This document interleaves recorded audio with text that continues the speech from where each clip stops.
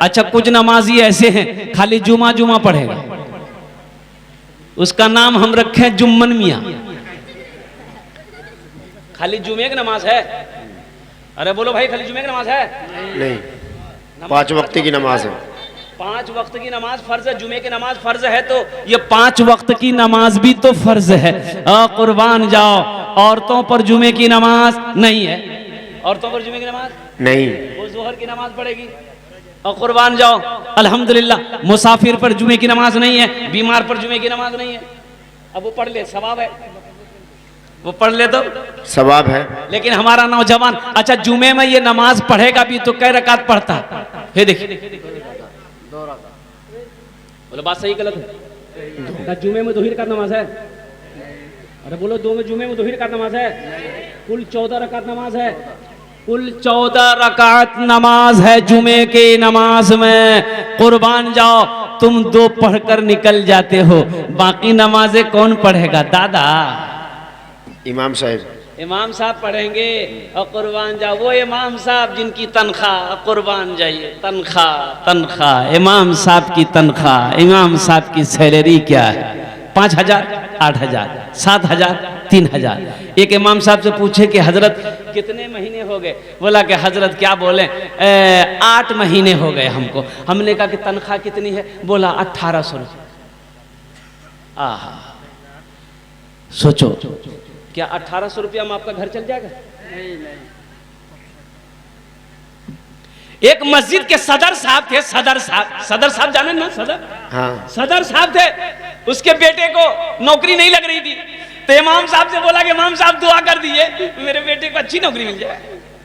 तो इमाम साहब ने कहा कि या अल्लाह, सदर साहब के बेटे को नौकरी दे दे और उसको इतनी तनख्वाह मिले जितनी तनख्वाह मेरी है। सदर साहब गर्म हो गया कि क्या दुआ कर रहे हैं आप, ये क्या दुआ कर रहे हैं आप? तो वो तो बोले कि कहे हमको 5,000 देते हैं, तो आपको अफसोस नहीं होता है? अब बेटा को 5,000 मिलेगा तो अफसोस लग रहा है, तो सोचो तो सही मेरा घर कैसे चल रहा है। तो इसलिए नौजवानों, मुसलमानों, इमाम की तनख्वाह अभी के दौर में मैं कहता हूं कि इमाम की तनख्वाह कम से कम 25 से 30,000 होना चाहिए। महंगाई के जमाना ना, का इमाम का बीवी नहीं है, बच्चा नहीं है, ख्वाहिश नहीं है, इमाम भटभटिया नहीं चलाएगा, खाली तुम ही उड़ाओगे। हाँ, एक इमाम साहब को कहीं जाना था, तो बोला रे भाई मैं काल के वसूम तो नमाज के पढ़ाबे, कोई नमाजी में से देखा कि नमाज पढ़ा पाबो कोई छे, तो एक नमाजी बोला कि मी पढ़े दूं। बोला पढ़ा पाबो? नमाजे पढ़ाना चाहिए ना, की करना चाहिए? पढ़े दूं। इमाम साहब बोल के चले गए। जोहर के वक्त में आगे बढ़ा नमाज पढ़ाने के लिए, तो ये सिर्री नमाज है, जहरी नमाज नहीं है, यानी बुलंद आवाज से कुरान नहीं पढ़ना है। जोहर में बुलंद आवाज से कुरान पढ़ना है नहीं, आहिस्ता पढ़ता है ना, ये सिर्री नमाज है। जोहर पढ़ा दिया, असर भी पढ़ा दिया, ये भी सिर्री नमाज है। अब आया मगरिब का वक्त, ये नमाज जहरी है, बुलंद आवाज से कुरान पढ़ना है। अल्हम्दुलिल्लाहि रब्बिल आलमीन अर्रहमानिर रहीम मालिकी यौमिद्दीन, बुलंद आवाज से कुरान पढ़ना है। अच्छा देखिएगा, कुर्बान जाइए, हम लोगों की मस्जिदों में नहीं, आप कलकत्ता आइए, लखनऊ जाइए, बंबई जाइए, बड़ी मस्जिदों में जहां इमाम साहब नमाज पढ़ाएगा वहीं दरवाजा होता है, वहीं दरवाजा होता, उधरे से दरवाजा, इमाम साहब दरवाजा खोला, खड़ा हुआ, नमाज पढ़ाया, फिर दरवाजा खोला, निकल गया, बीच मस्जिद से नहीं आता। बड़ी मस्जिदों में बड़ी ऐसे ही है, ऐसे सिस्टम बना हुआ। ये मगरिब की नमाज पढ़ाने के लिए आगे बढ़े, नमाज में कुछ भूल गए, पीछे से किसी ने लुकमा दे दिया। क्या दे दिया? लुकमा दे दिया। अच्छा, मसला जानता था ये न था, ती सोचा रे बाप, मैं सजदा सहू करूं कि नहीं करूं? अगर सजदा सहू कर लेते हैं, अगर सजदा सहू नहीं होगा तो सब पकड़ेगा। क्या सजदा सहू कर लो तुम? सजदा सहू नहीं करेंगे, अगर करना था फिर भी पकड़ेगा, तो हम क्या जवाब देंगे? बोला अच्छा ठीक रास्ता छे। वो तीसरी रकात नमाज पूरी करके सजदा में गया ना, वो चुपचाप उठा, कुंडी खोला, बाहर निकल गया। तमाम नमाजी सजदे में सुभान रब्बियल आला, सुभान रब्बियल आला, सुभान रब्बियल आला, कोई 3 मरतबा पढ़ा, कोई 5 मरतबा पढ़ा, कोई 11 मरतबा पढ़ा। अभी कितना पढ़ेगा? एक आदमी करे भाई नमाज, मौलवी साहब ये माथा काहे उठा रहे हैं? एक आदमी ऐसे देख रहा है, बोला भाई आप मौलवी साहब नीचे, मौलवी साहब भागे गए। इमाम की इज्जत करो, इमाम का कद्र करो। एक बात याद रखिएगा, ये इमाम सिर्फ इमाम नहीं है, इमाम मोहल्ले का सरदार होता है। जिसको इमाम बनाओ उसकी इज्जत करो, इसलिए कि आप उसके पीछे नमाज पढ़ रहे हो, वो आपकी नमाज का जामिन है। आप तो सिर्फ नियत बांध के खड़े हो जाते हो। कुरान पढ़ना उनका काम, आपकी नमाज की जिम्मेदारी इमाम के कंधे पर है। हशर के मैदान में इस नमाज का सवाल और कुर्बान जाओ, ये इमाम साहब देंगे। इसलिए अपने इमाम की इज्जत करो। इमाम खुश रहेगा, अल्लाह मोहल्ले में खुशहाली पैदा फरमाएगा।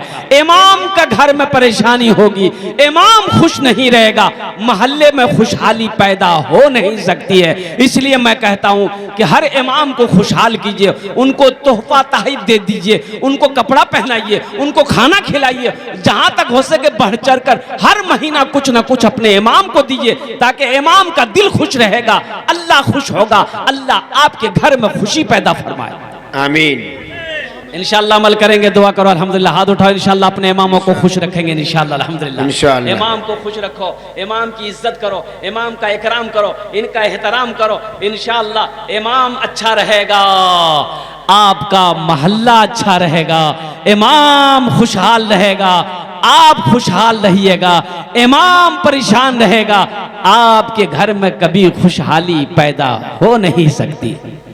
इसलिए आप जिसके पीछे भी नमाज पढ़ें, अल्हम्दुलिल्लाह सुम्मा अल्हम्दुलिल्लाह, उनकी इज्जत करें।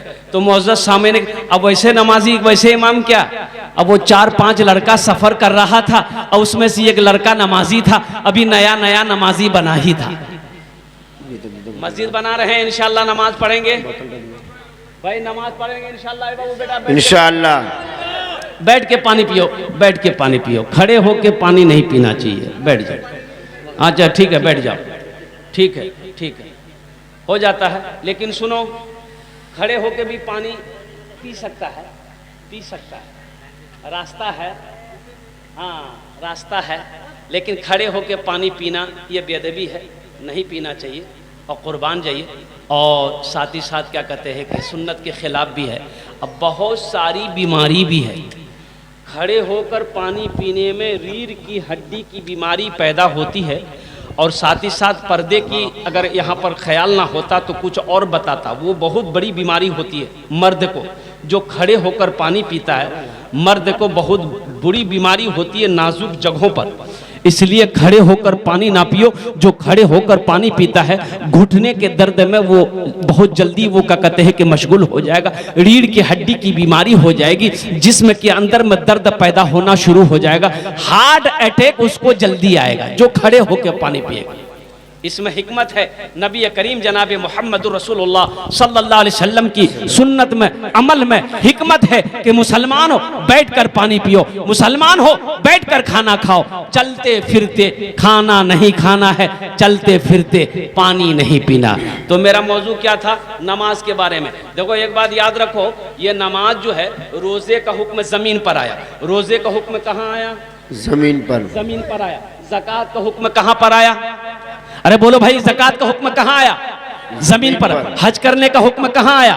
जमीन पर। लेकिन जब नमाज की बारी आई, अल्लाह ने अपने महबूब को कहाँ बुलाया? मेराज। अर्श पे बुलाया। मेराज पे बुलाया, अर्श पे बुलाया। मुसलमानों, ये नमाज को आप क्या समझते हो? हल्के में ना लो। कसम खुदा की ये वो अमल है, अल्लाह आपकी जिंदगी को बदल देगा, अल्लाह आपके घर के हालात को बदल देगा, अल्लाह आपके कारोबार को बदल देगा, अल्लाह आपके बिजनेस को बदल देगा, अल्लाह आपके तिजारत को बदल देगा, अल्लाह आपके चेहरे पे नूर पैदा फरमा देगा।